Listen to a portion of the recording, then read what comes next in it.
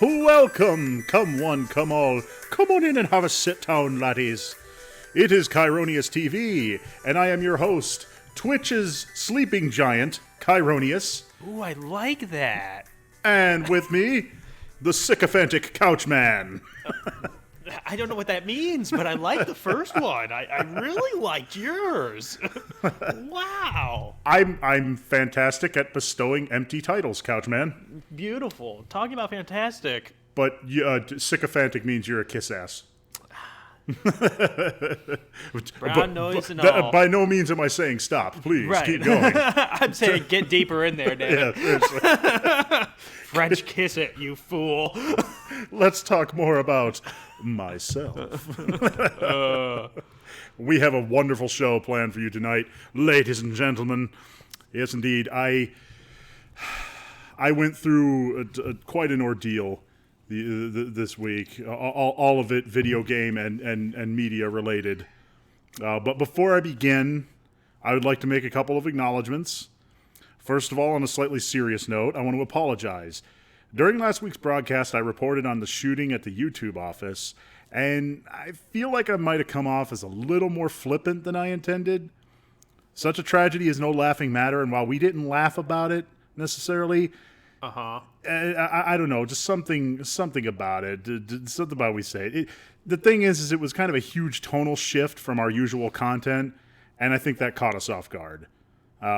We try to keep it light-hearted around here, so when we report on something so gloomy, we're not prepared for it, but we're in the future we'll do better, I promise. And on that note, let's move on. Okay.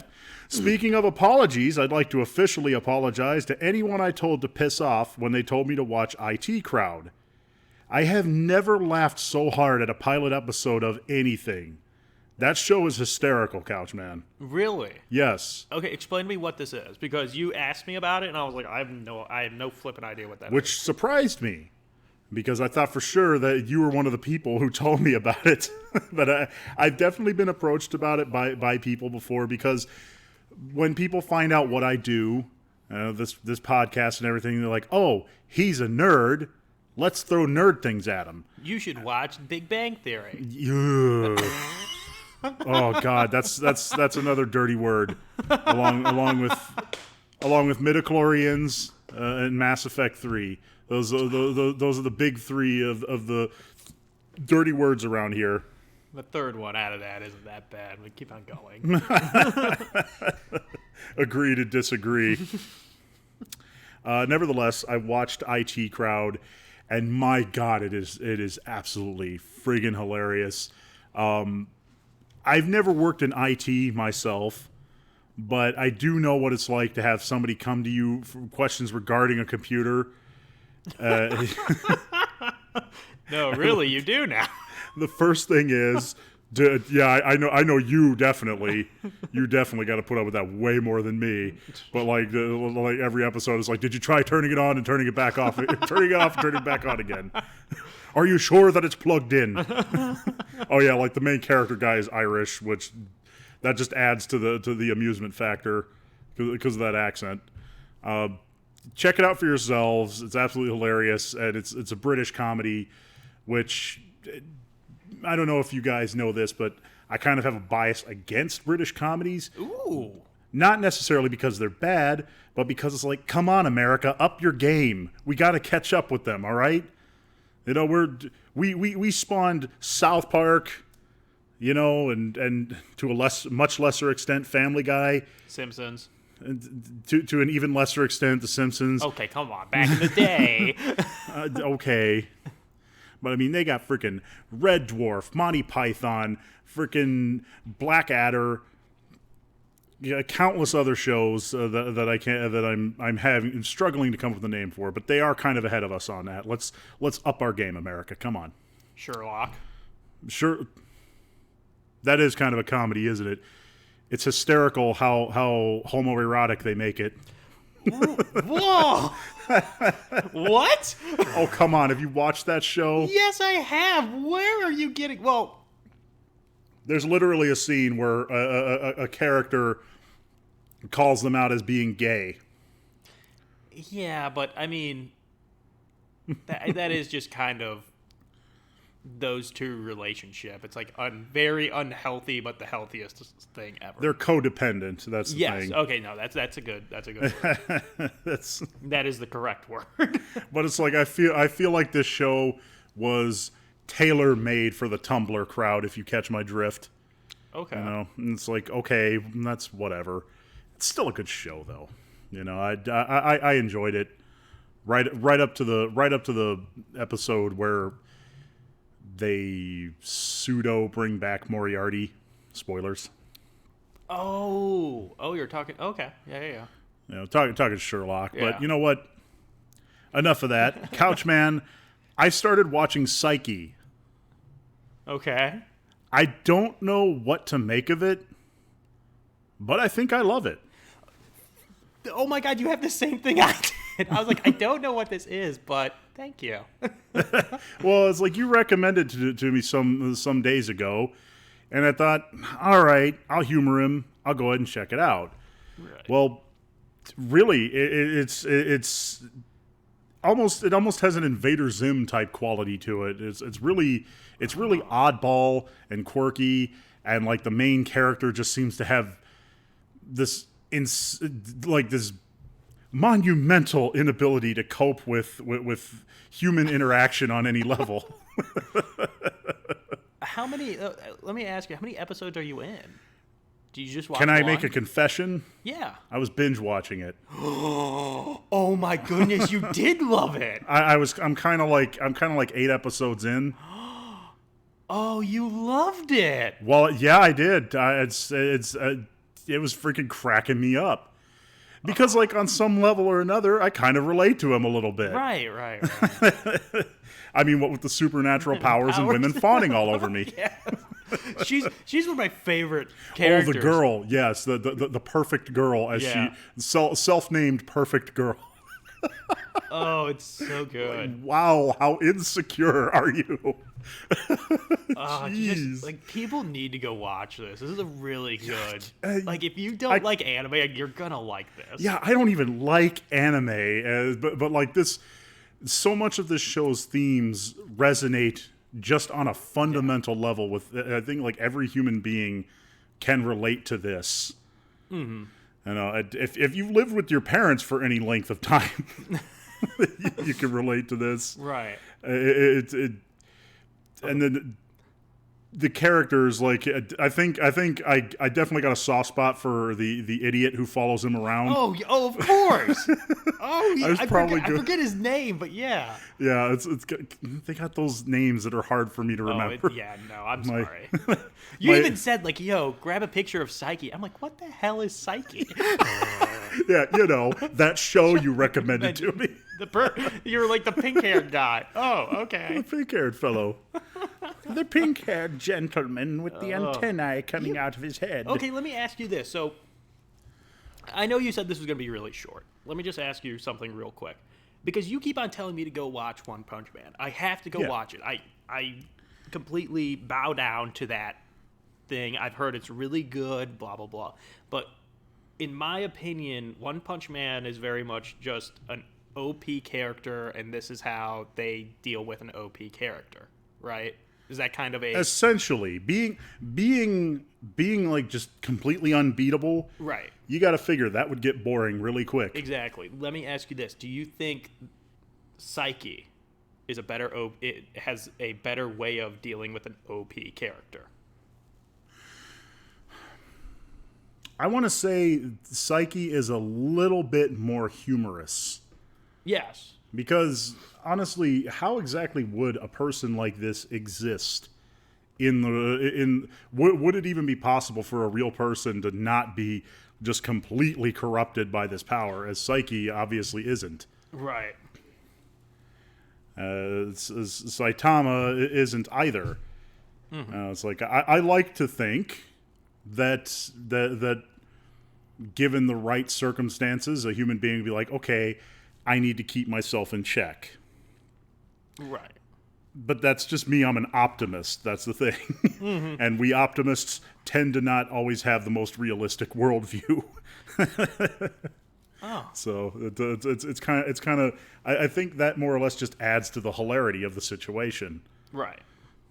So yes, watch One Punch Man. I gave Psyche a chance, and I'm happy to say that it's like, oh hey, I don't hate this. In fact, I like it. I'm not gonna lie. When you told me to go get a picture of this, I was like, he is going to rake this over the coals.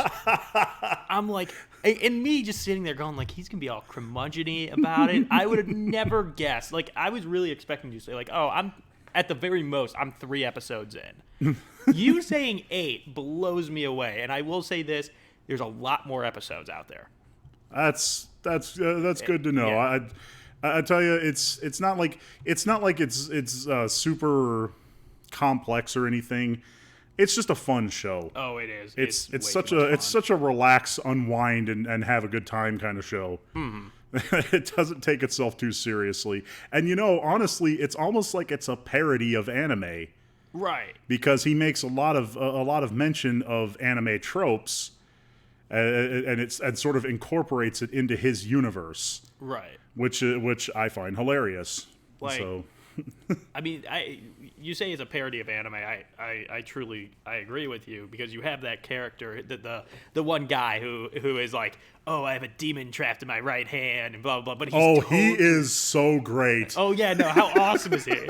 He's awesome. Like, nothing special about him whatsoever. Lord. But he just keeps on saying like, oh, I'm special and everything. We else. knew that kid. At some point, you knew that kid. I think at some point I might have been that kid. not demon trapped in my right hand. But I was like, I remember specifically, it was like the 3rd grade. I was like, yo guys, I was chosen to be a Power Ranger. Oh my god. I am an angsty teen. Go Power Couchman. Oh yes. My Megazord is just an L. It's just a couch. It's a couch, and it transforms into a couch recliner. That's the transform. Transform. Yeah, no, it folds out to a bed. Oh yeah. Oh. Wow, we are dumb. Wow. I'm not gonna lie. I love how this podcast has started off. Yeah, I'm feeling super positive today, Couchman. In spite of everything, I'm happy about today. I'm happy about how this week turned out. It's been pretty cool. But on a slightly more serious note, in our never-ending crusade to become more FCC compliant, I have developed a new term for feces. Because instead of using a more popular 4-letter word, I've decided to come up with one that I think we can all agree on: Suicide Squad. This is official, and I expect the transition to be seamless. That is the end of it. Suicide Squad is the new word for feces. No, for Lord's sake. So whenever you think badly of a game, you say, this game is a piece of Suicide Squad. Oh. What do you got, Couchman? Think of another one for me. Well, if you're going to do that, I want Last Jedi. Last Jedi? Yeah. This is a big old piece of Last Jedi because you Well, got okay, because you the- got the- you got S, you got the one that starts with S and then the one to start with C. Okay, here's the thing. I don't want to associate Star Wars with filthiness, Well, it has been but like, ever since the 80s. It's been how about this game is a big bucket of blue titty milk. See, now I just feel like if we're gonna say blue titty, why can't we just say shit? Because that's a 4-letter word and it's non-FCC compliant. I don't know about tit though. I would have to say I don't think that one's okay either. Okay, well, boy, this game really went to the casino planet. I actually like that planet. Oh, come on. Work with me, Couchman. Never. I'm trying to meet you halfway here. I actually kind of like that movie. Damn it, and I told you no Star Wars. What did I explicitly say before this You're just podcast? a big old piece of Suicide Squad right now. You Suicide Squad head. Damn it, Couch. Damn you. It's like- a good podcast thus far, people. You're like, last week, you're like, oh, I'm going to hijack your show. Not telling me what it's about. And lo and behold, it's Because if I did, you wouldn't like it. But hey, we got a really funny graphic of me. that was pretty classic. That's some vintage Couchman stuff right there. Oh, Boy, this show is already Suicide Squad. I love it. I'm not gonna lie. Twitch.tv/Kieroneus. That is the channel you are watching currently.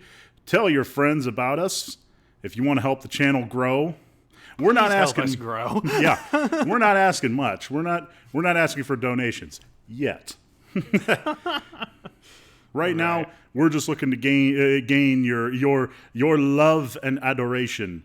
And of course, do not forget, if you miss any of our shows, you can find them on the YouTube page, which is available right here in front of you. Check it out. View all our see all that we have to offer.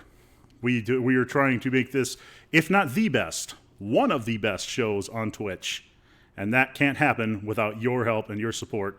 So give that a like. Also like us on Facebook, facebook.com/KieroneusTV. Hit us up on Twitter, @MayorKieroneus and @Couchman. That's Couchman with a 0. Links also available right here in front of your big, beautiful face. Well, Couchman, there's no beating around the bush. Yes, I can't wait.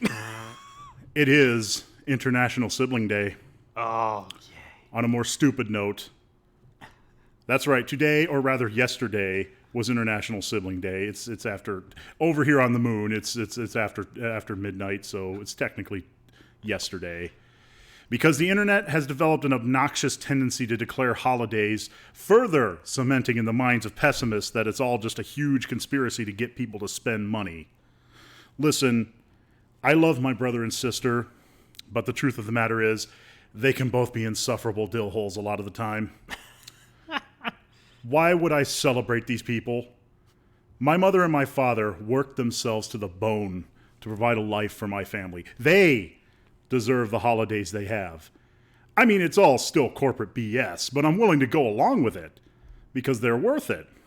But as for the others, you can take Sibling Day, International Puppy Day, Talk Like a Pirate Day, every other stupid fake holiday, and cram them right up your Suicide Squad maker.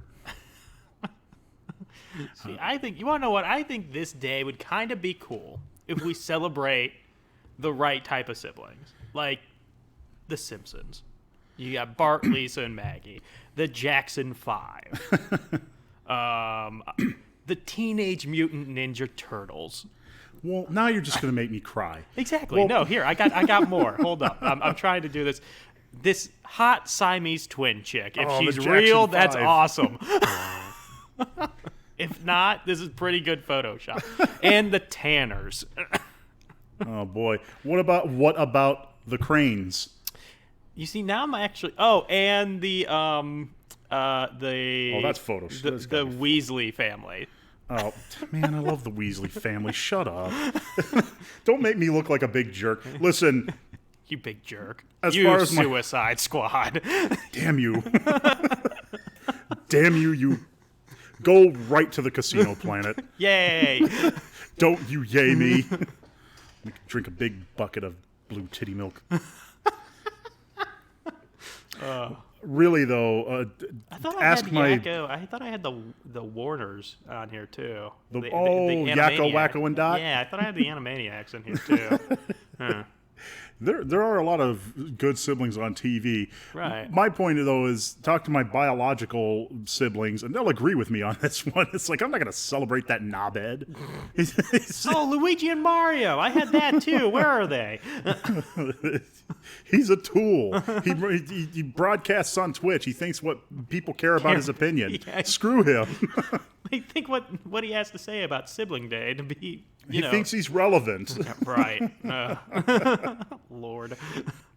Yeah, no, I'm not holding out any hope that my siblings are also celebrating. I sure as hell didn't get the obligatory Facebook post. Right. Wait, have you seen those today or yesterday? Sort of. Oh. The one I saw was more of a corporate type thing. I'll go ahead and say it was a promo for The Incredibles. Oh. It was kind of really adorable. Dash and Violet were trying to keep Jack from crying. Violet was trying to generate a little orb of her little purple energy thing. And then Dash sort of gets in it and they do the hamster ball bit and then the baby starts laughing. It was cute, but still, it's like why don't we just friggin' validate the pessimist even more, okay? Valentine's Day is just a way to get you to buy chocolates and flowers. No, back off while I smoke and drink myself into oblivion. Let me ask you this. You get to create a holiday. What's your... It has to be dumb, though. It has to be, like, something that you really don't need to celebrate. Thundercats Day. Say what? St. Lionel's Day. Also Thundercats Day. Oh, Thundercats Day. That'd be actually kind of cool. It would be cool. Friggin' Thunder, Thundercats. Thundercats everywhere, and like it's tradition to dress up like your favorite Thundercat. I for one am looking forward to all the Cheetaras running around. You are a saint. Lion-O died for our sins. He deserves a holiday. I love that voice. That is amazing. Oh my God, yeah. Ugh. Thunder, Thundercats. Ho! Listen, I don't care what your political affiliation is. I'm the Thundercats party. You got the Democrats, Democrats, Republicans, Libertarians, Green Party, Thundercats party. That's my, so if you want to know my political affiliation, there it is. I got political again. Finally got political. Damn it, there I go, dragging politics into it again. Damn it, Couchman. Well, speaking of dragging. Yes. I don't know how else to explain it, but I can't wait to see you tap dance around this. It's gonna be fun. It's gonna be fun getting your seats for Dragon Boob Z. Yes. What is this? Why is this?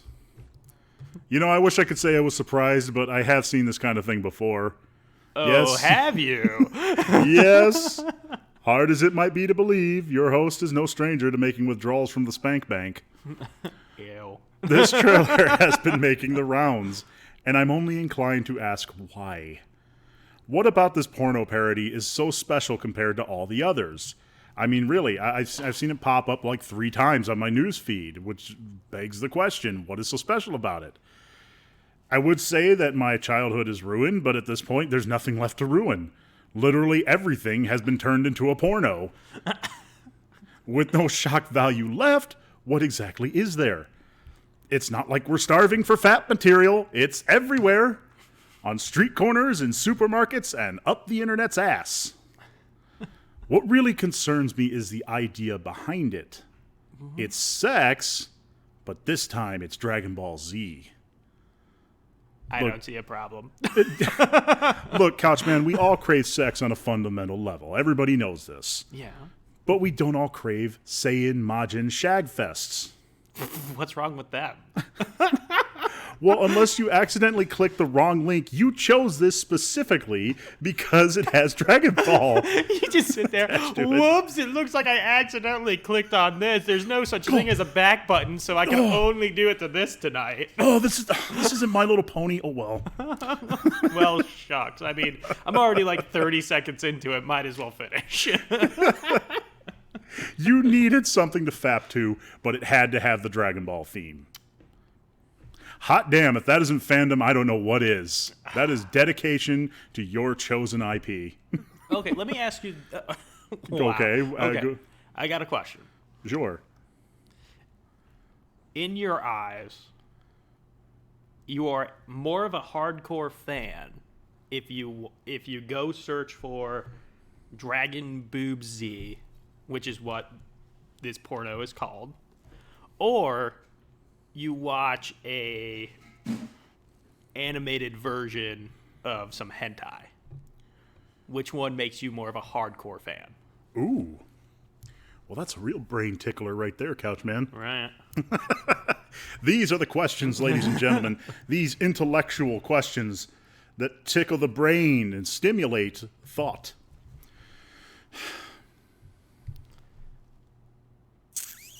I know, it's a tough one. I'm not actually giving it thought, Couchman. I'm just debating whether or not I want to launch back into my spiel. It doesn't matter, Couchman. It's like it's 6 of one, half a dozen of the other. I guess if I had to give an answer, I would say you're probably more of a hardcore fan if it's the hentai over the live action. Okay. Because Dragon Ball Z, as we all know, is an animated series. Right. So you're closer. Yeah, but you don't have, as the poster says, Vag Man. I wish I could say this is the worst I've ever seen, but it's not. Oh, dude, no, not nearly. The worst I've ever seen is Evolution. I'm not even talking about SpongeBob SquareNuts. I was talking about the Dragon Ball movie. Oh. Yeah, that's what I was talking about. No, that's not even the worst thing I've ever seen, though. The worst thing I've ever seen is Winnie the Pooh related. Oh. Incidentally, whoever made that, you are going to hell. I mean, what? Was there no pony porn left? Did the ponies call in and say, I just can't make it today? Your first choice is Winnie the Pooh. I'm sorry. You have no soul. Right. But at what point does sex become so blasé to you that you need this to get your rocks off? 2017 or 2007. That's when it became so blasé that you needed this. Have relationships become so jeopardized by nerd culture that women have to dress up like famous characters to get their lovers' attention? Yes, please. Really? Either way, I'm pretty confident that if you're watching this crap, you're not in a stable relationship. No, I'm not. Yeah, me either. But I'm not watching this. Based on my research, people who watch pornography are not in any immediate risk of detrimental health problems. But I think when you're punching your munchkin to Goku with boobs getting 69 by a feminized Majin Buu, there should be a little red flag going up. I mean, damn. Take a walk, do some exercise, or file your taxes. That's a splash of cold water for you. Oh, wait. There's probably a porn for that, too. Probably. I don't even want to think about it, Couchman. There would have to be. Come on. Oh, of course. Of course. Of course there is. But bottom line, fap to your heart's content. But when you get so tired of ordinary sex, maybe you should take a long walk on the beach. Just zip up first. That's my thoughts on it. Right, but I mean, like, even this to me, this is something just so crazy, off the wall, something I don't think anybody. Look, this is something that people have probably already done with a zero budget whatsoever, right? This is somebody who actually sat there and said, hey, I know how to put makeup on people, and I'm a real big fan of Dragon Ball Z. You think real fandom went into this, real heart and soul. I do believe. If you sat there, like, if you were going to do... I'm in the flesh trade, but I really love Dragon Ball. Yeah. But, like, I don't know. You would have to be some sort of fan to pick Majin Buu. The first thing you probably, like, if you were to type in Dragon Ball Z on the internets, probably the first villain that's going to come up is Frieza. Yeah. Well, see, here's the thing. I'm willing to bet Frieza probably shows up. Oh, now I have to watch it. I know, right? It is Perfect Cell in there, because if Perfect Cell's in there... Is Cell about to double team Goku with Lord Frieza? Find out next time on Dragon Boob Z. Oh, and if it doesn't end like that, that's... You want to know what? That's how you know if it's a true fan. Oh, boy. Fast forward to the end, and if it doesn't end with next time on Dragon Boob Z, if it doesn't do that, they're not true fans. That's how you figure it out. That's how you find out. That's how you find out. If it's just like, oh, it's nerdy, and I just want a quick buck. I mean, they even gave Vegeta his pink shirt. Oh, it's so awesome. I want to know did they take it full craziness? Because in the I've put this picture up like 3 times. In this picture, don't get comfortable with it. Yeah, no, I know it's SFW, but really, yeah, right. I just don't want it there for. Right. No. But in this picture, Majin Buu, you don't see the antenna thing. I want to know if that's a marital aid or not. Oh, did you say miracle aid? Some people call it I was that. gonna I say, said marital. Some people probably think it's a miracle. miracle. It's a miracle for some people. I mean, it's kind of an obvious joke, but yeah, honestly, I'd be disappointed if they didn't go that route with it. It's kind of like that scene in Team America where they walk into the desert canteen, and it's basically the Star Wars thing. Yeah, right. It's like, I saw it coming, but I'd be disappointed if they didn't do it. Right. Speaking of saw it coming, this has been our talk about the Dragon Boob Z nonsense. I hope I never have to bring it up again, but I thought I'd challenge myself tonight because, like I said, trying to keep it at least within the realm of PG or PG-13. And I think I performed pretty well. Hey, yeah, you keep on telling yourself that, buddy. Well, thank you. I will. I walk around with a little cassette tape of just like people clapping applause. I listen to it as I'm walking down the street. I just need that. I need that little applause. No, you did good. I was very interested to see how you were going to pull this off. You did well. Yay, Kieroneus. Yay, me. Well, Couchman, if I'm not much mistaken, you have a little something you want to talk about. Yes, there is something I want to talk about, and I didn't have to hijack the show this time for Lay it on me, big fella. Right. I'm sure that gets said at some point during Dragon Boob Z. Probably. Okay. Well, this past weekend, I bought Far Cry 5, right? The super somewhat, and I feel like it was super anticipated, then it like got away from people and it crept up on people and people were like, oh, it's out now. Cool. Whatever. First off, yeah, we got some footage of me actually playing the dang game poorly, so enjoy that while you can, people. I like your little Couchman logo. Yeah, there. That's gonna go away soon. No, I like it. I screwed up. I screwed up on this, but it's your brand, bro. Right. Don't be ashamed of it. But this is the thing. I keep on hearing people saying like, "Well, I'm just gonna call them out." I heard you say I don't want to play this game. Did I actually say I didn't want to play it? I don't want to deal with this game. And I'm going to say this. I'm very surprised because the first thing I saw ever of Kieroneus on, be that Twitch, Facebook, or YouTube, was a Primal game, which was a Far Cry game. So I was like, okay, Far Cry Primal. yeah, I do like the Far Cry games. But this is my thing. It is a Far Cry game. It is totally a Far Cry game where, okay, you get dropped. I'm going to use island, and I'll explain to you why I'm using the term island. You get dropped on an island, and you got to go rescue this island from bad guys. As is usually the case. Exactly. That's Far Cry I just described what every single Far Cry. Yeah, every single Far Cry. Right. This one has gotten so ridiculed. Yep, there's first death. Has gotten so ridiculed because of the climate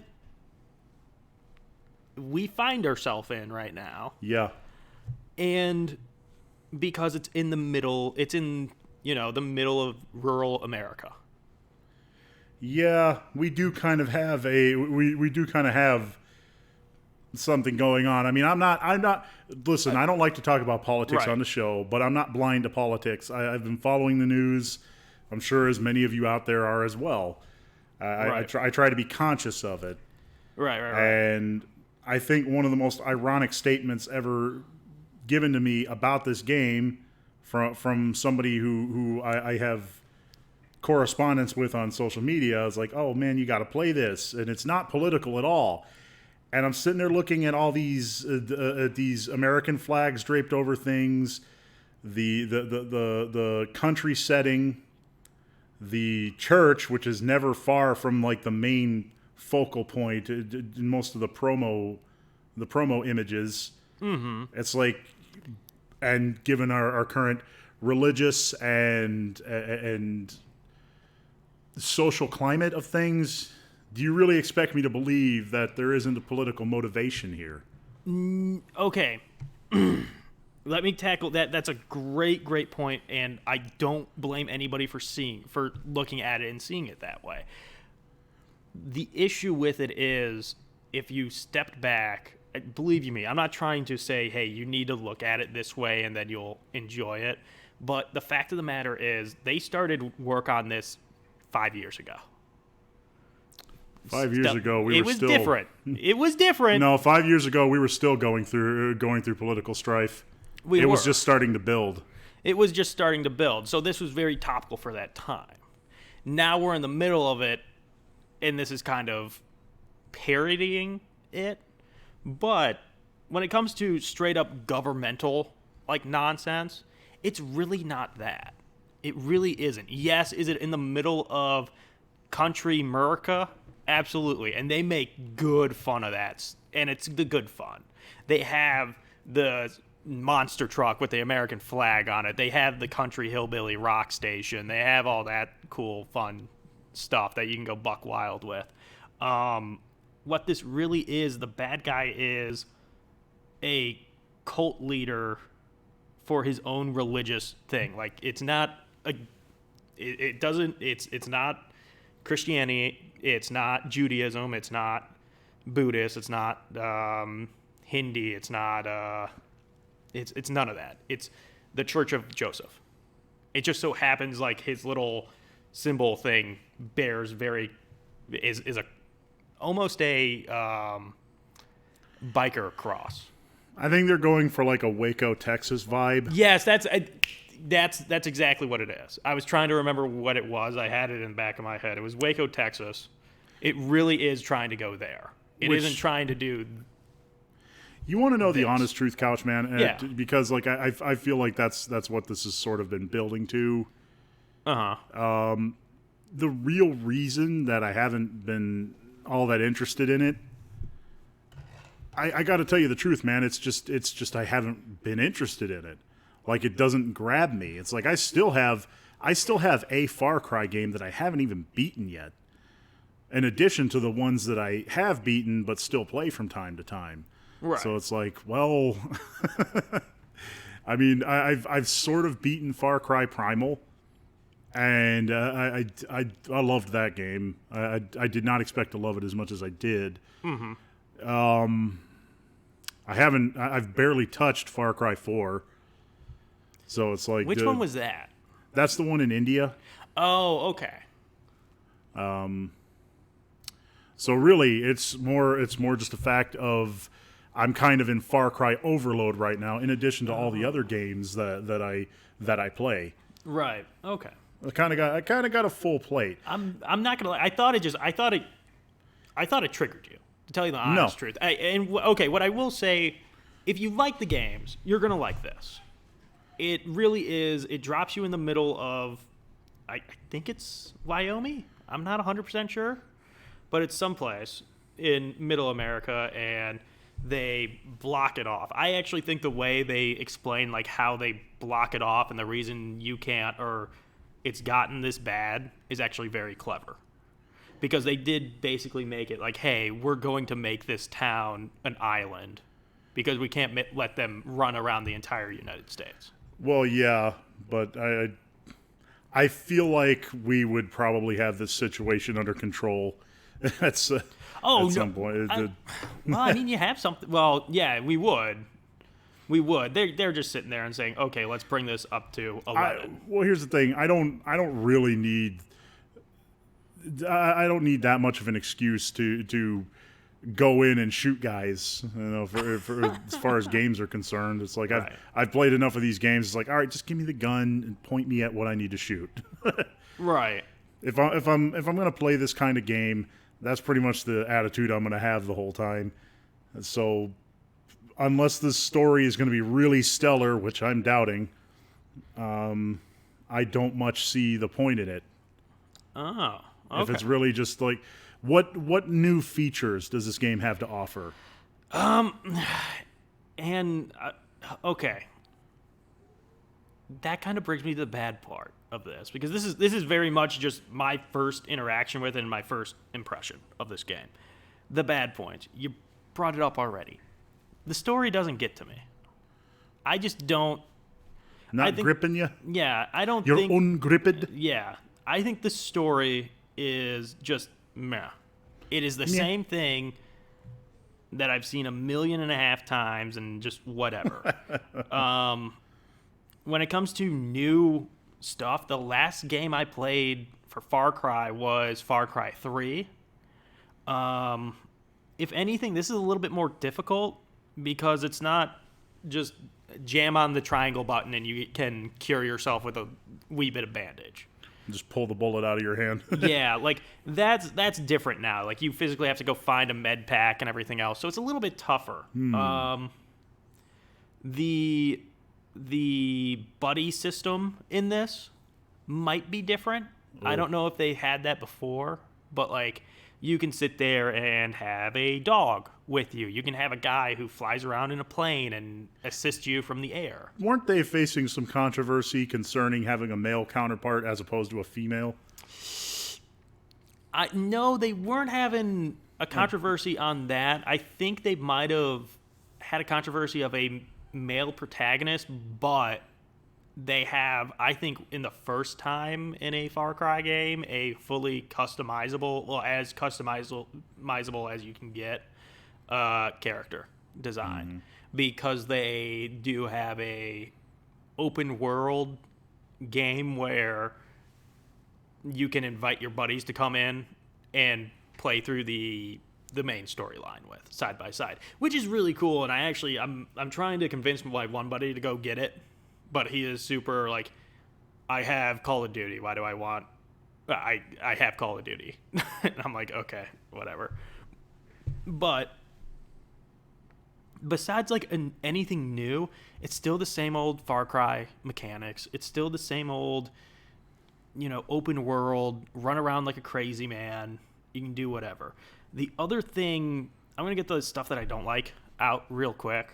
Okay. And I hate when it's not just because it's a Far Cry. I hate when any game does this.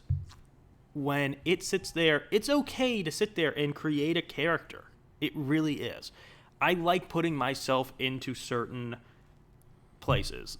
You brought up a game franchise, Mass Effect. I think Mass Effect does a great job. Dirty word. I didn't say the other one. I said just the Mass Effect franchise is pretty good about you're able to put yourself in this character It's like when your parents overhear you saying like Chuck or Luck or something, Yeah. and they think you said something else. Yeah, right, exactly. But like he's still his own character. It's not physically you. Like this game physically tries to put you in as this protagonist, and he doesn't say a word. So like every single cutscene, I don't know if we'll get to that. It's people talking to you. You don't get a dialogue box. What's that, boy? Timmy's trapped in the well? Right. Like it's really weird. Like I don't like the whole. Like I will say this: go buy the game. It's very interesting. It's very fun if you like this type of stuff, and I love this type of stuff. It's an open world game where I can go in and be as crazy as I want to be and blow off a few hours. Sweet.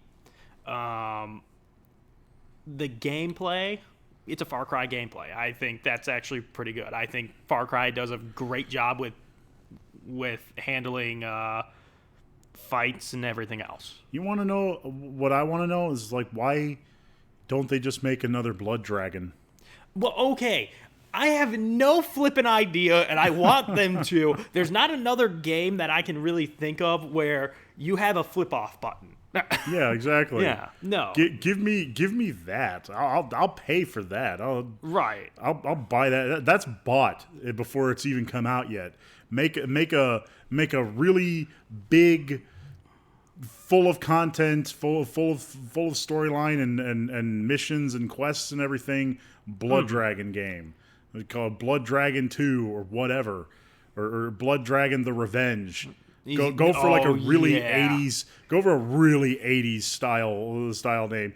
And I'm not even in it for like the nostalgia, because I'm not an 80s kid. I'm a 90s kid. I just like I love the theme of it. The cyberpunk, the soundtrack that's just like so reminiscent of Terminator. Just like really give me that. You had magic there. I know it was just like a joke. Yeah, it was such accidental magic. But yeah, seriously, I was legit into it.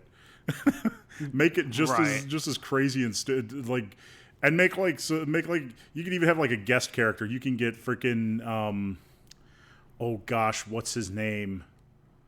You can get Kung Fury in there, as like a guest character. That would be kind of funny. That'd be actually really funny. But that's basically like Kung Fury the game, I always thought. Right. No, I never understood why they don't go back to Blood Dragon. They had such a hit on their, but regardless. The other thing I do want to say about this is it's a fun game. It's a fun game. I just think the stigma attached to it is unfair. I mean, it's hard not to get that impression just from the looking at it. It's really, I'm sorry, Couchman. I have a hard time believing that it wasn't partly intentional. At least partly intentional, if not fully intentional, which I'm willing to bank it was. I feel like they knew exactly what they were doing, unless they were going for we really want to get those Uber America dad beard sporting rednecks, in which case that's kind of condescending, if you ask me. It's just either way, I feel like it wasn't an excellent choice in theme. And meanwhile, you have one sitting on the table that you could have gone with, but you went with this. No, okay, with Blood Dragon sitting on the table, yeah, sure. Believe you me, would I rather have this or Blood Dragon? Blood Dragon wins that conversation. Yeah. That's the thing. If I was in, or take us to a snow area. You see, this is the other thing. When it comes to controversy, like Far Cry is not new to this. They always get like, oh, the Far Cry series, you mean the place where you're transported to some foreign country or island and you have to kill all the indigenous people there? Awesome. When are people not complaining about that? That's the thing. Yeah, I know. But, like, this is the thing. I think this is so, like, old hat for them where, yeah, I believe you're right. I think they're looking at it. I think Ubisoft is looking at it and saying there is no such thing as bad controversy. Like, controversy is going to help this thing sell. It just will. Because I'm not going to lie, I'm not a Far Cry fan. I'm not. I bought this game because I was like, it can't be really about what people are saying it's about. Like I said, even if it's not, it's just really not. It's not. It's nothing. It's nothing personal, really. Just not interested. Right. Maybe if it were offering me something different, because like I said, I like the Far Cry game model, which you guys have polished to a pretty good degree. Mm-hmm. But it's gotta offer me a new environment to explore. And rural America, sorry, kind of been there, done that. What other game have they done that? Well, Far Cry Primal. You got Far Cry Primal, Far Cry Blood Dragon. Both of those take you to an exotic location. It's like maybe you should, like I said, maybe you should have gone with like an Arctic setting. Arctic would have been sweet. Like That riding would've been- around on snowmobiles, skiing down mountains, shooting people while skiing, doing the whole James Bond thing. That would have been great. Fighting on top of gondolas. That I don't see how that wouldn't have worked. But Right. you chose the sticks. Right. I'm not saying the game's bad because of this. I'm just saying it's why I'm not interested. Okay. So I freaking even Far Cry 4 took you to an exotic location like India, Right. and had that really cool dream sequence thing, which I was totally into, by the way. that's okay. I know which one you're talking about. Yeah. I was getting into that. It's like, wow. Try to do the Owen Wilson wow. Yeah. Not bad. But It's like, holy crap, this is cool. This is something I haven't seen This is before. my thing. You expect that from them. Doing Not really. something. Well, if you just rattled off like three, like tell me one place that has been, because if you sat there and was like, hey, I'm gonna put a game in the sticks, that's a pretty boring pitch right there. But that's what they did. Well, Far Cry 3 is on an island, which I'm not as into. But it's still an exotic location. To be fair, that was my first introduction to the series. Right. No, same here.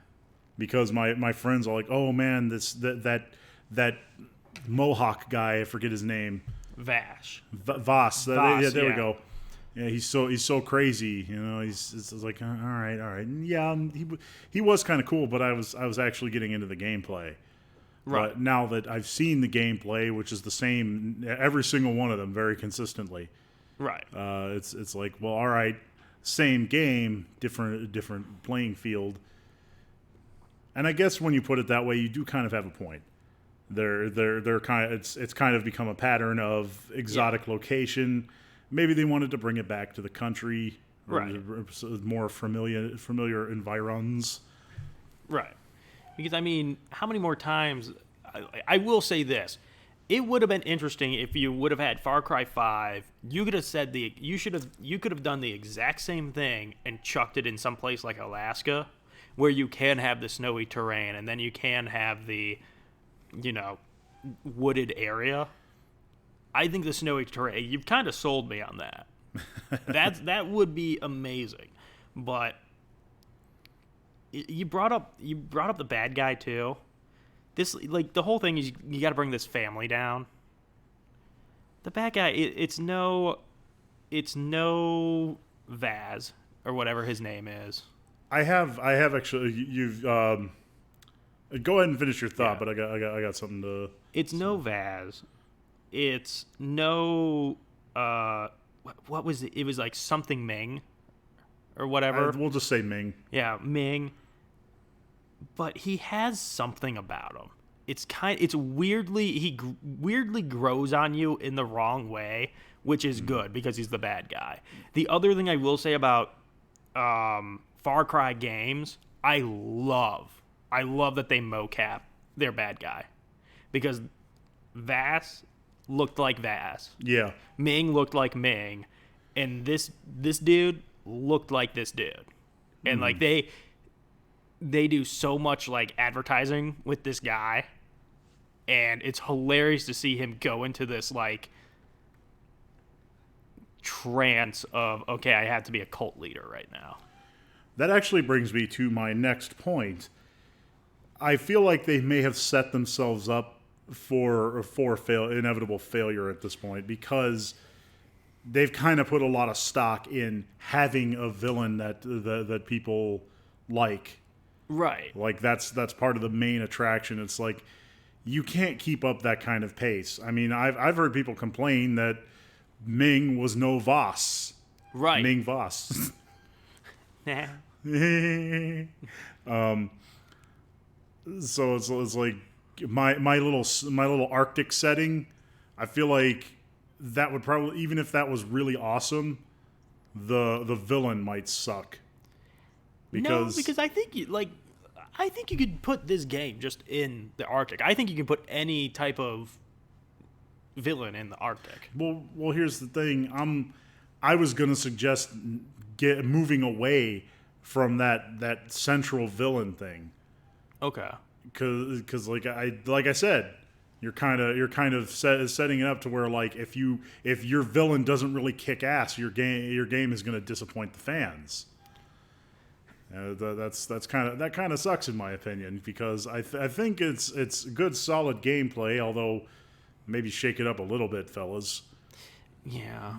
But just have like a network of bad guys, not just don't put it all on one character. Well, I will say this: they do that here, where each part of the family owns a certain part, right? Like, this is his territory, this is her territory, this is his territory. So each time you go in, it's a different. And like the guy, actually, I'm just like, what's happening on the screen right now is I just killed the dude, the territory bad guy. And I'm going into like his base because I have to rescue somebody.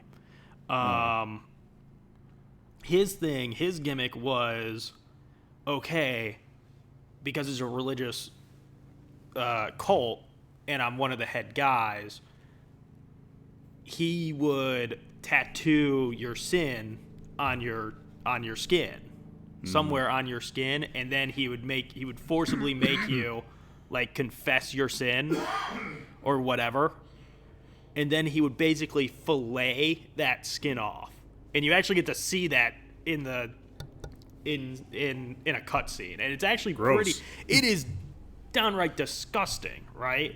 I haven't caught up with the other brother who looks way too much like me, so I'm kind of saving him for last, just out of pure respect. But the girl is like a super druggy, like she uses super drugs to make super soldiers and everything else, and you like hallucinate just like in 3 and 4, and she like pops up ever so often and like talks to you in a weird like thing. But like really the only thing I've seen of the main bad guy was the first time you like go in to the game, he freaks out, he goes into a bug out cave. So now I have to go and grab him from the bug out cave. So it's kind of it's a weird thing, but I will say this. I had the same point a while back where if your biggest selling point is your villain and your villain isn't the Joker, I'm not that into it. And that's the issue I was discussing earlier. Right. That's what I was trying to get to. That kind of sucks for them. I don't know if there's any way for them to get out of it, honestly. But I agree with you, man. I'm just gonna wait around for Far Cry 6, which will be in the Arctic tundra or whatever. Everyone's gonna hate it, but I'm gonna be like, hey, it was my idea, so I like it. It was my idea, so suck it. So either that or the Blood Dragon thing. Oh no! If they bring Blood Dragon back, yeah, I'll buy 3 copies. Right? I don't freaking care. That's gonna be nuts. But I will say this: I like it. Do I think it's worth $60? Meh. It's probably worth the $60, Couch Man. I'll be fair. I'll give credit where credit is due. I'm sure they went all out and filled it with all sorts of goodies and side quests. Like I said. I'm not drawn in because I already have 3 different versions of this game, and I haven't beaten them all yet. Right. So with that in mind, like I said, I'll probably, even if I beat it, I'll probably just give this one a pass because, one, I still don't buy for 1 second that it's not politically motivated, and I don't need that. And two, I don't know, just didn't grip me. Okay. But speaking of not gripping you, this is the bottom of the hour. You're watching Kieroneus TV. Just a quick reminder before we go to a break, if you missed any previous episodes, you can check them out on our YouTube page, link available here. Also hit us up on social media, links available in the description. Couchman, play us off. When we return, we have trailers and much more right here on Kieroneus TV.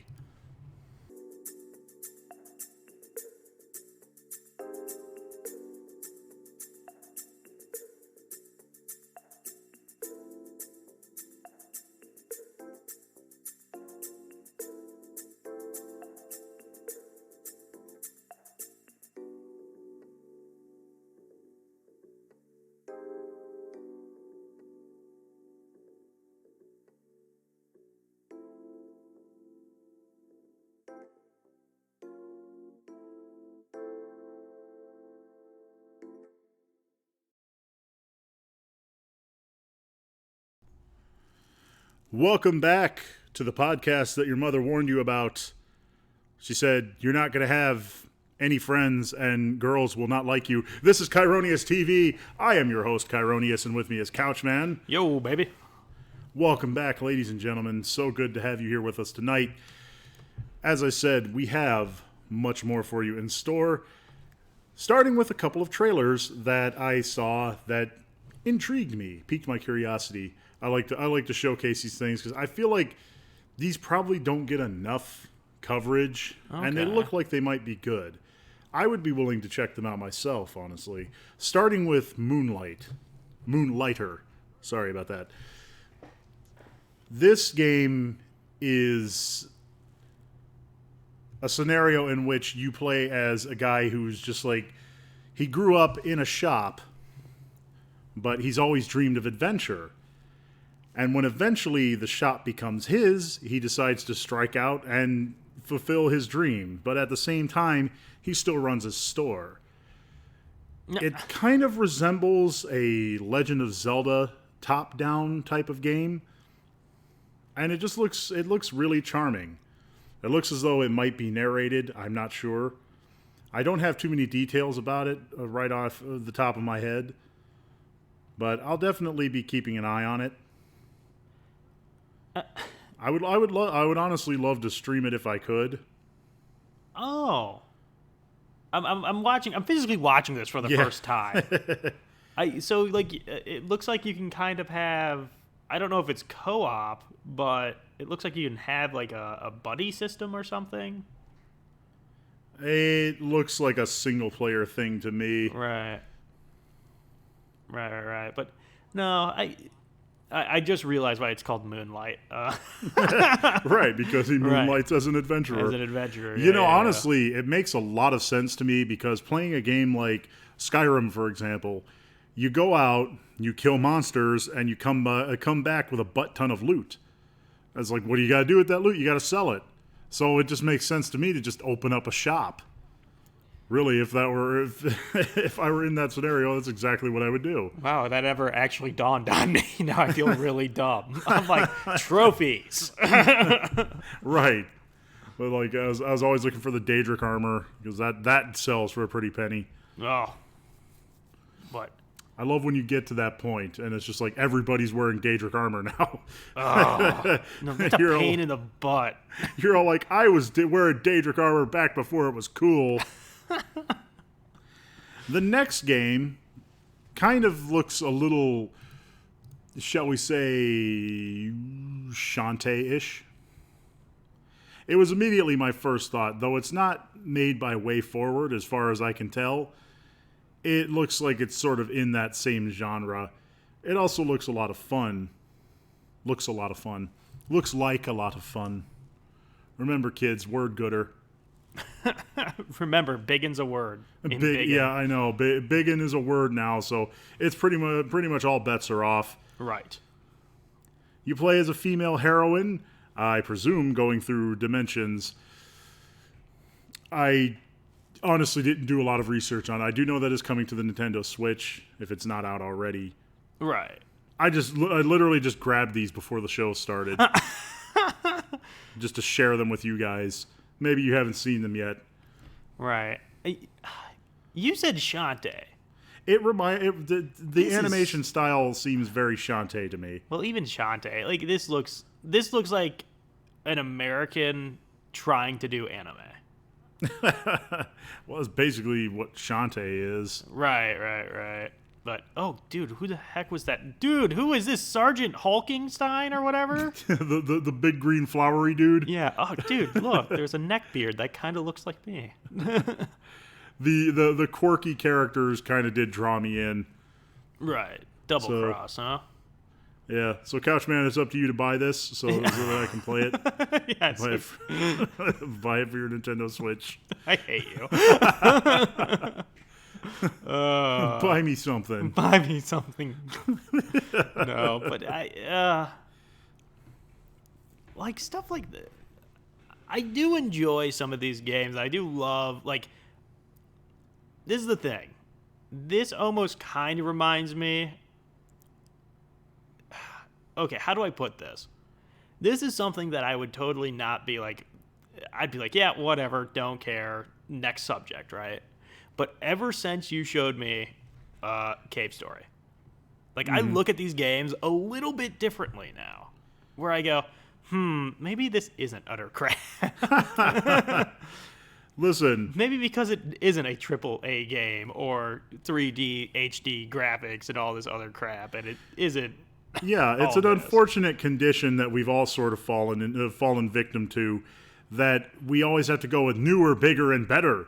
Right. But rather than just focus on polishing what's already there, it's before your tower is even finished being built, you're jumping on to build a new one. And as the old saying goes, true art is never finished, only abandoned.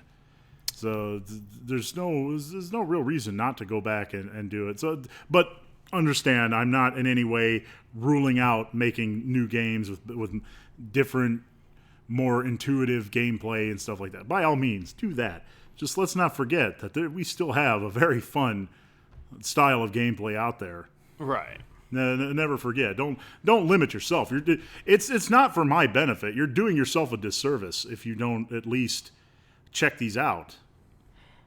Yeah. But speaking of going back to the past, Oh. It seems as though they're retroactively coming out with Tolkien books. He's dead. And for those of you who didn't know, J.R.R. Tolkien is in fact dead, but that hasn't stopped his estate and survivors from producing content in his name. Now, I'm not making any judgments on that. I mean, hell, if I were a creative person like Tolkien, if I had this kind of intellectual property laying around, I would want my family to use it, after my death. Right. So I'm actually pretty interested. Couchman, I know you're not a Lord of the Rings fan. No, not at all. But I am, so know. Just grin and bear it, bitch.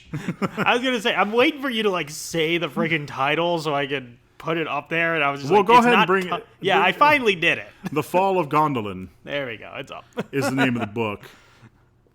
But okay, let me ask you this: what the heck is Gondolin? Gondolin. Here's my thing. My knowledge of Tolkien extends only as far as the 4 main books that everyone knows about: The Hobbit, all the way on up to Return of the King. That is the extent of my Tolkien knowledge. Right. Really, I didn't know that you needed much more than that, but as I'm always amazed to find out, his world is much more fleshed out than I originally thought. He actually went through, designed an entirely new language. So, I think like 3 new languages, as a matter of fact, just for his books. That's insane. I know, it's very impressive, and it's important to note that while Sauron is technically the main villain, he's not necessarily the most powerful villain out there. Like there are entities out there in the Tolkien universe that are worse than Sauron.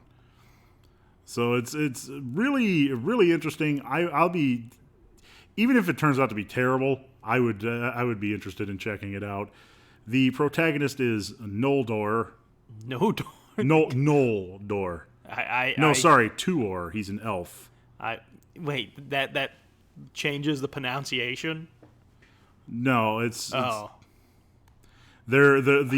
main antagonist is Morgoth, who's currently in a battle with the sea god Ulmo. I know that I sound like the biggest dork.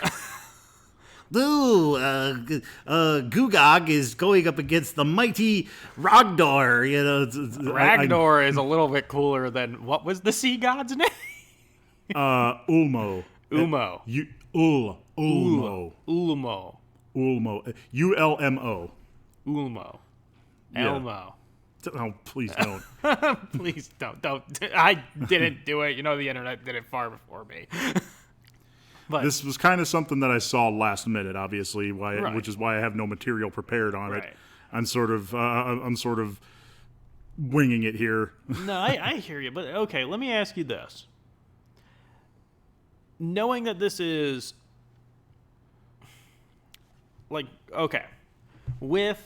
let's take Harry Potter, for instance.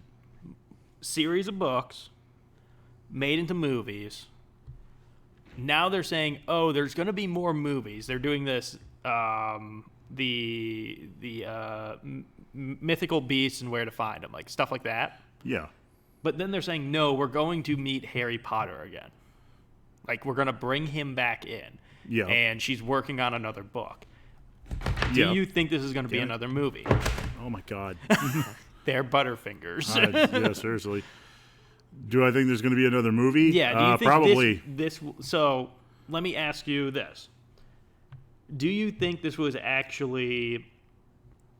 It seems like with Alan Lee, is that who wrote this? Or... Alan Lee? Christopher Tolkien. It's his son, yes. Okay, so do you think Christopher Tolkien sat there and said, I'm working on this book for years and years and years and years, right? Or do you think who owns it right now? Who owns the rights? Well, his family. Who owns the movie rights right now? I think that would probably be Warner Brothers.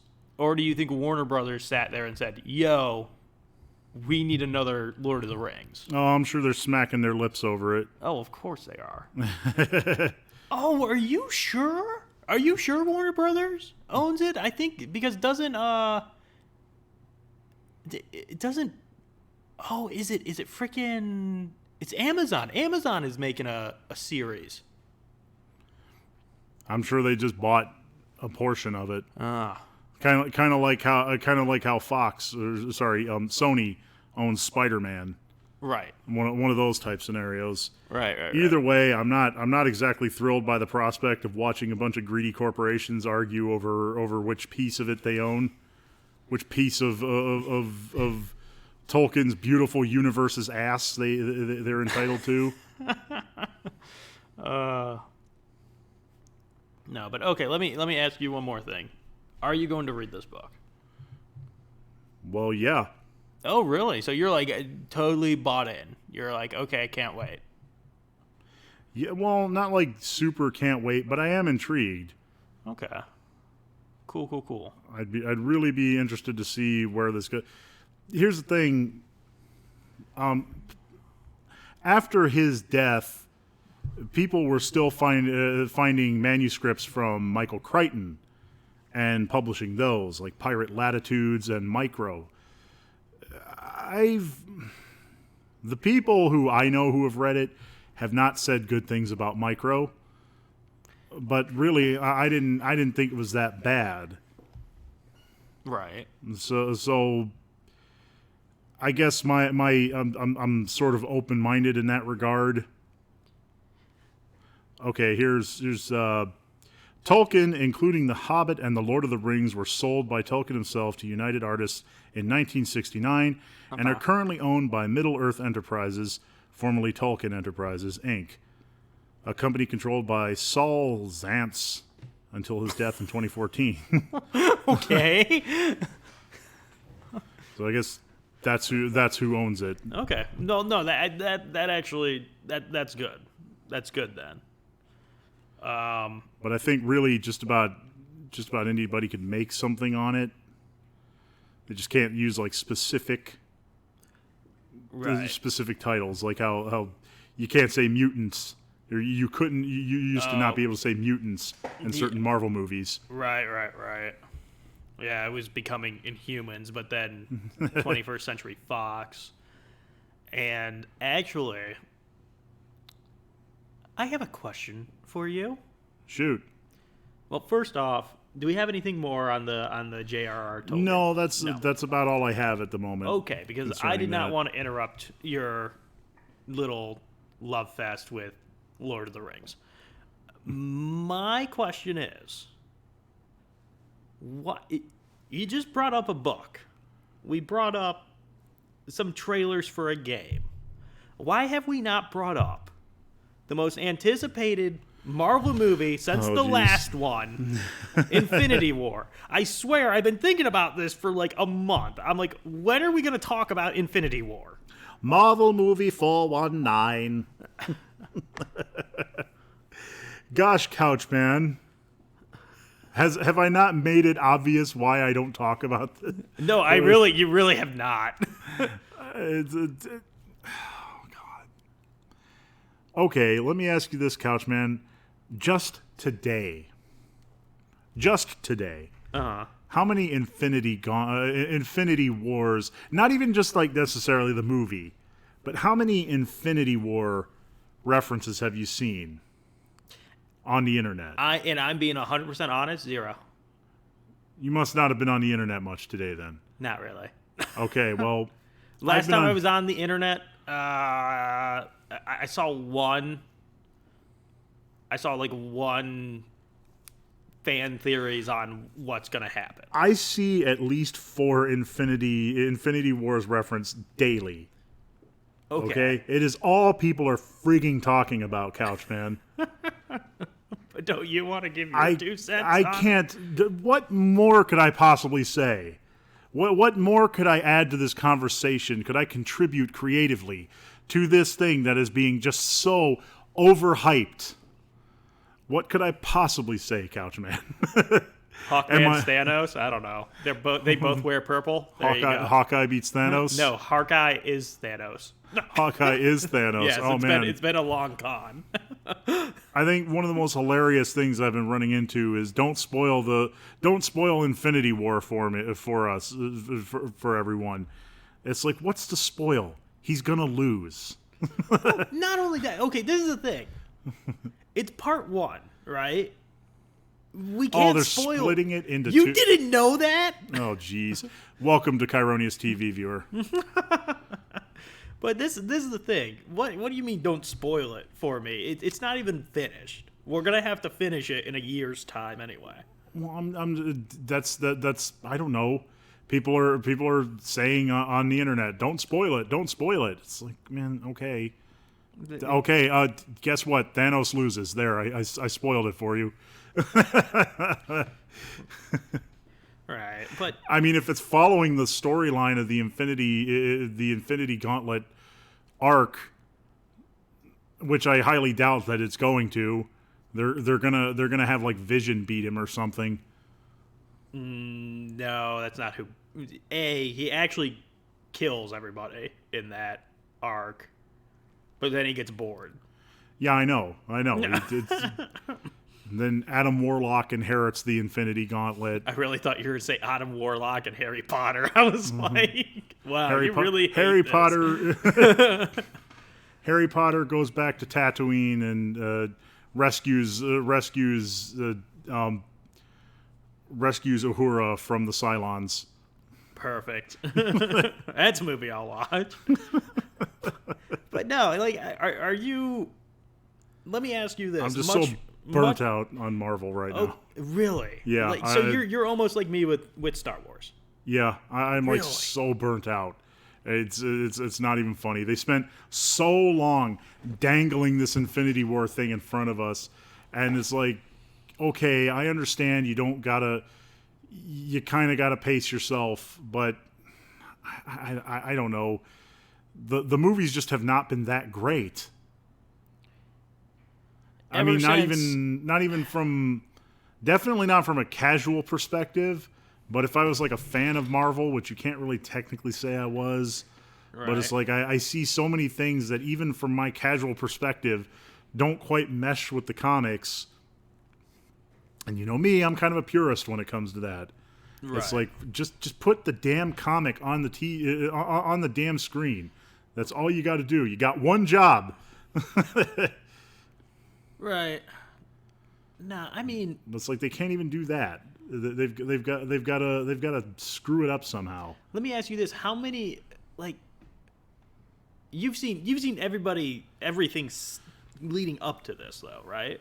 Not everything. Really? What haven't you seen? I tuned out after. I want to say after Ant-Man. I was gonna say. I could probably guarantee you're gonna say Ant-Man. So you didn't see Civil War? No, wait. I did see Civil War. I think that was the last thing I saw. I don't give two. I so don't care about Thor. Like wow, do I not care about Thor at all? And you already know my feelings about Guardians of the Galaxy. Right. The second one. The second one, right. I'm not gonna lie. What really should have been Guardians of the Galaxy 2 was Thor Ragnarok. That was a better Guardians of the Galaxy movie than Guardians of the Galaxy 2. It's just like, why am I constantly dumping money into this? I don't know. Why do they keep taking my money from me? It's I have no self-control, I guess. I don't know. And then all this bull crap with Black Panther came up, and it's like, all right, yeah, I'm done. I'm done. I don't care anymore. There's just so many. There are so many things to choose from. I just don't care about this anymore. Right. Okay. No, I hear you, man. Because now, like, I was more interested in just hearing. You wanted me to be triggered, and well, no, I really didn't think it was going to trigger you this much. I'm going to be 100% honest with you. I really thought you were just going to be like, I'd much rather say what I have to say after I see the movie. I thought you were going to pull one of those. Yeah, no, that's like, honestly, like zero chance you're going to watch this movie. It is very unlikely that I will see it. Like if my brother or my best friend are like, "Hey, man, let's go see this." Right. I'll go see it with them. But other than that, no. Like even just to figure out like, hey, how this ends. I should. I mean, I already spent so much time and money to the build up to this. Yeah, what has it been? Has it been 18 movies or 16 or something? God, who knows? So, like, how many of the movies have you seen? Nearly every single one in theater. I tried to catch the ones that I did see. I tried to catch in theaters. Right. I think the only one I didn't see in theaters was Ant-Man. Yeah, that's a good choice. I was not an Ant-Man fan. No. Well, I mean, I actually kind of liked Ant-Man to a certain degree.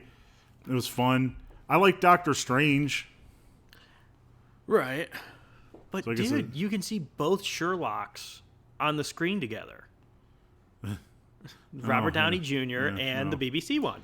It's become so pop culture. Well, yeah. I mean, that in and of itself isn't like the main bad thing about it, but it doesn't help. And it's like when something becomes pop culture, people are forcing the merchandise on you. It's like walking through. It's like walking through a bazaar, the Aladdin bazaar of Agrabah. Fresh fish, we catch them, you buy them. You know, it's like, okay, no. Marvel movie here, we make them, you buy them. You idiots. So that's why, Couchman. Okay. It's just a matter of not being all that invested anymore, and also it being oversaturated in the mainstream media. Cones, welcome to the stream. How you doing, buddy? we're in like high gear actually. Well, till Couchman derailed it by asking me why we don't talk about Marvel anymore. No, I just want to know why we haven't talked about Infinity War. Yeah, I just feel like it's gonna be. Infinity War is Marvel. That's what they've been setting up for almost from the beginning. I'm gonna go see it. I'm more interested in what. Like they always say like phases, right? Phase 1 was the intros. Phase 2 started with Iron Man 2 or Captain America or whatever. And then phase 3 was Avengers, and then phase 4 might be like now, right? What is phase 5? I'm more interested in what comes next. I don't think it's going to last that long. Really? I think people are getting sick of it. Are they? They're not yet, but I feel I kind of. I mean, it's inevitable anyway, isn't it? Well, of course, no. It's inevitable People are going to get sick of it. Yes, no, that 100% true. But if it's still honestly, making billions and billions of dollars, I don't believe anything Rotten Tomatoes has to say. Oh God, remember when that was actually a really good place to go? No, I don't. Honestly, really, you don't. I remember like early 2000s. I remember that being like so spot on for me. I think anytime people start treating something like Rotten Tomatoes as though it were gospel, that's when it starts to lose credibility with me. Right. I could just be being paranoid, but I can't help it. Right. Well, I say enough beating around the bush. Right. We get on to the main event. Ugh. Now, as those of you who have been following me on social media might know, I have, at the behest of Couchman... Don't you dare blame me for this. I'm totally blaming you, Couchman. Subjected myself to, in its entirety, the first season of the Reboot. That's right. This is absolutely a reboot, ladies and gentlemen. If you need to know my stance on reboot versus remake, I have a video posted on the Facebook page. Link available right here on this main page here. It'll explain the whole thing for you. Add some context to this little spiel I have. But oh boy, was I not looking forward to doing this review. First of all, let me say that I'm well aware of the fact that this is a children's show, which makes this difficult to me as a fully grown, but not necessarily mature adult. I also need to point out that I have no previous attachment to the original it's based on. Therefore, I have no personal stake in whether or not this show is good. It doesn't matter to me if it's terrible. It's not like with, say, the Transformers movie and how I was hoping, oh man, I hope this is really good. Boy, was I setting myself up for disappointment. Boy, was I right. But really, it's like when you encounter someone who is invested in it, like Couchman was, it's like when a local sports team wins a big game. I'm not into sports, so it means nothing to me. However, I am aware that the people around me are into it, and they're affected by either victory or loss. And I think it offers an interesting opportunity to study human behavior. But I digress. Finally, and perhaps most importantly, I should point out that there are heavy spoilers ahead. So if you were hoping to avoid them, now's your chance to opt out. All right, I'll leave. Don't say I didn't warn you. Let's begin. Firstly, if you recall, I did a review of the pilot episode on last week's podcast. If you missed it, it's archived on our YouTube page. Please feel free to check it out. For a brief recap, I was not very kind to the show. It seemed schlocky, wooden, and trite. My view hasn't changed much after watching the full season, but I have this thought for those of you who share the same opinion. What were you expecting? It's complete fluff and fantasy meant to entertain children. If you ask me, if you went into this expecting something challenging and new, the joke's kind of on you. Now, that doesn't excuse bad writing. I can almost hear the professional critics slapping their foreheads. But is writing bad for this show? Well, bad seems like a strong word. Forgettable is the word I would use. As an adult who has seen a lot of really bad programs, and I mean a lot, this one just doesn't rate. It certainly isn't good enough for me to give it much praise, but it's not bad enough for me to want to hear. It's not bad enough for me to really just rip into it. It's not bad enough for me to want to rip at a new USB port. Computer joke. Did you steal it from the show? No, man, but they can have it. They can have that for season 2. Trying to bring it down just feels like kicking a puppy. It's not like it was overhyped or anything. If it was, it would be a different story. I would rip into this like a bag of pizza-flavored chips. It doesn't overrepresent itself, so I'm retracting the clause for now. I'll save the harsh criticism for some over-budget, overhyped Marvel movie. Instead, I'm going to try to see the good in this. A wise man said, if you want to be a critic with any slice of credibility, you have to be able to find the good in even the worst piece of media.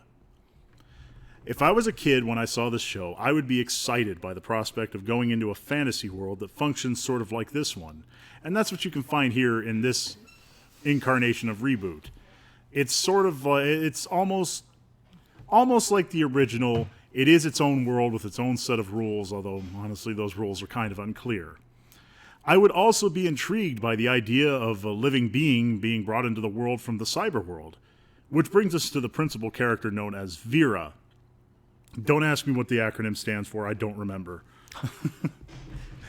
It probably goes without saying, but Vera is easily the most interesting character in this show, and possibly the best actress out of the group. For some context, Vera is the physical embodiment of a computer AI, brought to life via an inexplicable machine that I have dubbed the Transbolognifier. Because there's no way something like this exists in real life. Thank you for explaining that for me. I was like, I don't, what? She acts as a sort of dispatch officer for the group of teen guardians. She gives them missions and advises them on what actions they should take. It's usually because of her that I was able to find moments in the show that I genuinely enjoyed. Being an AI, she doesn't possess normal human skills. This has been done before, of course, a la Data from Star Trek, or Haley Joel Osment from AI, and even Bicentennial Man with Robin Williams, to name only a few. Or Jared Leto with the Joker. I don't see how that rates, but, watch that filthy language, Couchman. Nevertheless, the scene where she's in the classroom interacting with the teacher was pretty hilarious. Vera attempts the math lesson... During a math lesson... Sorry, let me correct myself here. During a math lesson, she attempts to correct a mistake the teacher made. This, of course, pisses the teacher off, and not being able to gauge the proper action necessary to defuse the situation, she only digs herself a deeper hole. This was a genuinely funny moment, in my opinion, and I actually did laugh. Not like, haha, this is so bad, but I actually did get some amusement out of it. As I've mentioned in the past, the main villain, who comes to be known as the Sorcerer, does give me the creeps. He is, however, just a directionless force of evil, who seems to lack any real motivation beyond, "Mwahaha! I love being evil." Ironic, given that his henchman, a digital entity known as Megabyte, seems to have more of a complex character than his boss. Yes, that's right, Megabyte is in this. When he showed up, I admit, I actually got excited in spite of myself. I don't remember much of the old Reboot, but I definitely remember at least seeing him. As I stated before, I have no attachment to the old show personally. I think if I did, though, I'd be pretty psyched that they'd incorporate the villain from the original. They don't just reference him either. He becomes a main character. That's some decent fan service, if you ask me. That also makes this show the true definition of a reboot in my book. As far as the rest of the show goes, I think they do a pretty good job of balancing the cyberspace moments with the real-world moments. They don't spend too long in the real world because I think they knew kids would really get bored because they don't give a crap about real-world problems. They say in the real world just long enough so that you can sort of form an attachment to the characters without boring you too much, although not much. They also don't really give you enough time to question the logic of this preposterous concept, but I do have a few questions now that the show is over. Why can't they enter cyberspace without wearing their special suits? Why do these teens care what happens in this pretend digital world? Why aren't the adults chosen as guardians? What happens if they step on the wrong spot? If they have a designated spawning point in the virtual world, why doesn't Megabyte just spawn camp and kill them the minute they appear? We clearly see that it's possible to give them better weapons, so why doesn't Vera just give them the best weapons available? Does she want them to die? Are they trying to get a video game deal out of this? I'm at a loss here. There are just so many questions that pop up. So, obviously, all I can say is suspend your disbelief, dude. Like I said, there's a lot of issues with this show. I'm not denying it, nor am I giving it a pass. There was one thing that I really liked, though, and Couchman, I think you might agree with me, but we'll see. At the season finale, things start to pick up a little. The Guardians find themselves in an environment unlike anything they've seen in any episode thus far. But I recognized it, and fans will too. As they fly in, a familiar diner is spotted. I recognized it right away, and I'm sure fans will too. I feel like a broken record at this point, but I'll say it again. No personal attachment to the old show. But before I knew it, there they all were, just as I remembered them. Polygonal and untextured. It was the old Reboot gang, including the dog. It's hard to describe, but I felt this strange alien sensation forming in my chest. It was like a soft, warm, happy sensation. I think if I was a fan of the old show, I might have teared up a little bit. In an act of true fan service, the new Guardians teamed up with the old Guardians and fought off Megabyte. They even entered a game together for old time's sake. There was just something magical about it. It showed me that the old and the new can come together. I hope that if they make another season, they can make these characters integral to the show somehow, not just set pieces. Maybe they can get an upgrade like Megabyte did and fight alongside the new Guardians. That might be cool. So what do I think about the new show, now that I've seen the entire first season? Well, it's still nothing to write home about, but I am willing to move it up on the grading scale. On a scale of 1 to fantastic, I give it a 6. 6 being an ordinary box of French fries. Maybe large with some ketchup. Try to throw something at you that isn't pointy. What? You gave that thing a 6? Yeah. Oh, boo. Still not convinced, huh, Couchman? No. Oh. What were you said something. I was like, oh my lord. I wanted to jump out of my skin, but I was like, I'm enjoying his take on it. You said it was about it being a kid show. And you're like, what were you expecting? I'm sorry, when it's going off of a pre-existing thing that is so much better in story and execution, I'm expecting it to be around that. So for you to be like, what you were expecting, that doesn't work here. That works on something like, oh, I'm going to the movies and I'm upset that the Will Ferrell movie I just saw wasn't Emmy-worthy. It's a Will effing Ferrell movie. What were you expecting? Couchman, I'm sorry, but having seen the original Reboot myself and not thinking it was anything particularly special, I don't see how you can have that opinion. No, you don't need to think it's special. You really don't. I don't think either of these things is particularly special. Right. I just think it's above average. Oh, I can't believe you think it's above average. Only because of that nice little nod. Not even a nod, really. Just sort of like, okay, this is how we're incorporating the old storyline. See, this is my problem with it. If they had they had that in their back pocket the entire time. It's the same issue you have with why doesn't Ubisoft sit there and give me a Blood Dragon thing. If they have that in their back pocket, be that the second episode. Have them physically have the old Guardians live on their cell phone, have weird interactions with the humans, and then they go in and everything else. That would be kind of a cool little thing, because you never saw the human playing the games in the original series.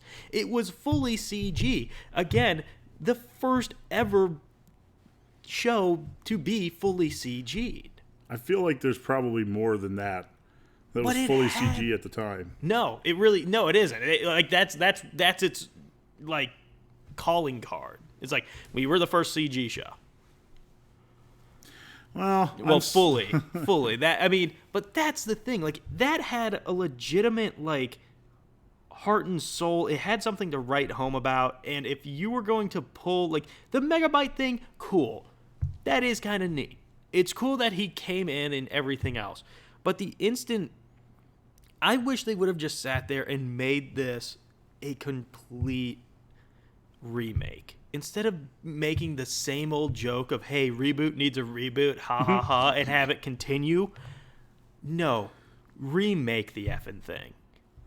And if you were going to do the VR Trooper-esque type of deal that you made fun of it for doing. Can we get the VR Trooper clip? Yes, we can. All right. But this is, seriously, I just don't. It makes zero sense. Forces of darkness, empower me.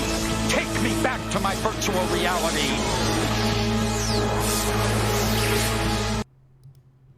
But I love it so much. yeah, no, it is funny. But look, if you're gonna do that and you have that in the back of your pocket, give it to them. I just want to know. There's people. You wanted okay. I'm sorry. I'm picking up what you're saying here. You wanted the. I'm trying to word it correctly. I just want to know. You wanted a continuation 90s, of the old story. No, with, I with didn't the original want cast that. of characters. No, if they. Well, okay. like, let me that's put it what to they you. did. Let me put it to you this way: if they had just gone full on, okay. It's the same story, but with a new look. My definition of a reboot. Would that have been more acceptable to you? No, that would have been lazy to me. Really? What I'm gonna sit there. You wouldn't have liked it if they had pulled a Samurai Jack and picked up where they left off, more or less. Well, no. What you're saying, what I just understood you saying, what I heard was make the same series, same beat for beat, but just make it a better graphical looking. No. Okay, that's what I heard. I thought that's what you I'm meant. talking continue the storyline. Absolutely, yeah. No, that's what we want. You would have preferred that to 100%. But how about if they just remade it? If they were going to remake it, then yeah, remake it. And you could even remake it to a point. Oh my goodness, I don't even think we're just a black screen right now. That's my fault, you people. Oh, dead air. Right. So okay, remake or reboot? Which would you prefer? This is a topic I want to tackle one day, but it's not today because I recently watched your. I think you're dead wrong. Again, this is something I want to tackle because I think this is just a good conversation for us to have on air. We've got some time to kill. Maybe we could just do a skim the surface type of thing. Okay, in your video defining a reboot and a remake, you even sit there and say, look, there's literally no difference between the two if you look it up, right? If you look it up on Google. That's the definition at large. Right. I'm trying to establish a set definition. Right, okay. But your set definition, what you're really sitting there, at least to what majority of the people think it means, you're explaining like this reboot, the reboot is a soft reboot. It is continuing a story. It says it's continuing a story the instant you have old characters like Megabyte and the old gang come back. That's a continuation from that story. Is it picking up right after? No, because then we would have to sit there and say, okay, why is it now a new thing? Why is it this? Why is it that? To clarify, when I say something is a reboot, it's picking up the same story after a certain lapse of time. It's it's keeping the same story arc. But generally, when they do this, they tend to take a different tone. Like, okay, yeah, it's in the future, they're older, or it's darker, or they're ushering in the new generation. That to me is what a reboot is. You see, but like A remake is something like the Ghostbusters movie where they're all female. It's the same story remade. well, okay, But not on the same timeline. right. No. But no, you're right. You're right with saying that's a remake, but a remake is also a reboot. Like that is also a reboot. If it was, Here's my problem with that Right. though, Couchman, is because that creates confusion, no, it absolutely does. It's a dumb. which is why term. I'm trying to establish a difference. I understand, but soft reboot is what you just. I've never said hard or soft. I've simply said reboot Would or you remake. rather it be set hard? Do we have to go back to Dragon Boob Z? Yeah, I'm going soft right now. Going soft right now. No, but like that's the term. At least that's what the term I believe that means. Actually, in my video, you might notice the Wikipedia definition kind of concurs with me, which is why I told Wikipedia they can suck it, because that sort of defeats the whole purpose of me making a video. Oh, you see, like I just saw that, and I was like, okay, so he thinks this is completely wrong. No, I don't think it's wrong. I'm pissed that they're agreeing with me. Oh. Because when I first looked it up on the internet, it was sort of mixed. But on Wikipedia, there was actually at least the last time I looked it up, there was a hey, this is what reboot means, and it lined up with what I was saying. Okay, then just so I can understand where you're at, this reboot the show you just watched. That Yeah. is a what? Reboot. Terminator Genesis is a. I don't know what the hell that is. I don't think they even know what the hell it is. I just wanted to know what you thought it was. That's a cash in. They don't. Okay. Oh goodness, what am I? Fury Road is a. That's a remake. That's a remake. Okay. Why is this so hard for me? I feel like we complain that everything is just remaking or rebooting something. Yeah, because they are. Okay, the new Star Wars is a Reboot. reboot. Okay. Because it's on the same timeline. It's just that there was a lapse in time. There's a broad gap in time when the show sort of not necessarily ended, but they just stopped making them. Right. No, but And like I don't think anyone could argue that they don't have a slightly different tone than they did before. right. No, yeah, absolutely. So that to me is a reboot. But this is my other thing. You, as we have dedicated you on many of streams and everything else, you are the Hitler of fun. You are a grammar Nazi, right? Say so. You've called yourself a grammar Nazi. That's a joke. It's a joke. But okay, what does re mean? Re? Yeah, just re. You're redoing something. You're remaking. Typically, it means retroactively doing something. I believe. Right.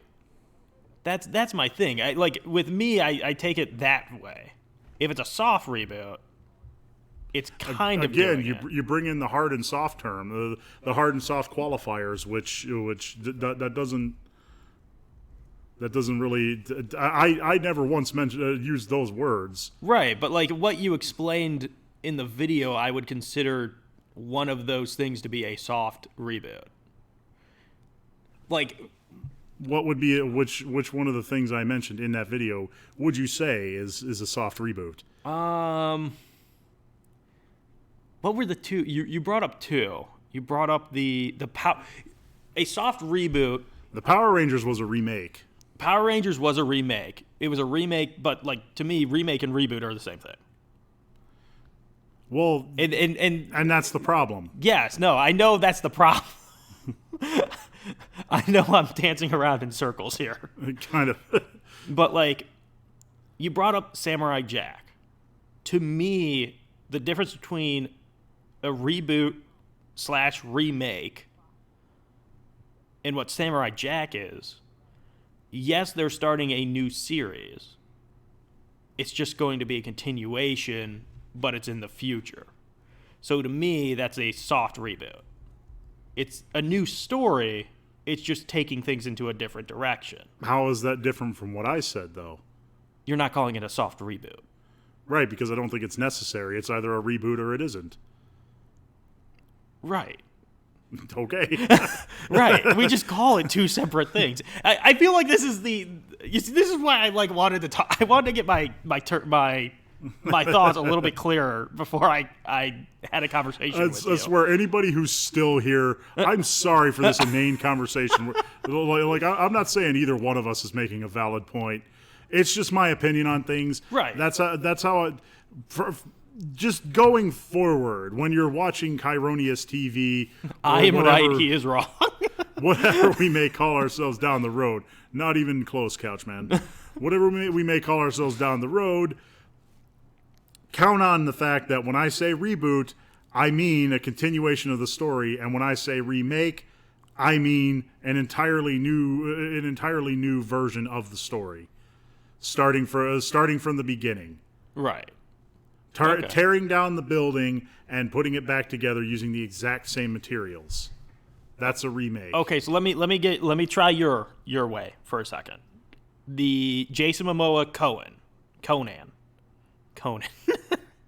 O'Brien. He plays Conan O'Brien.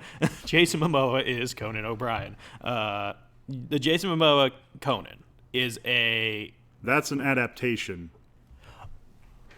Okay, now you have to explain that to me, because that is a straight-up remake. Because Conan started out as novels, right?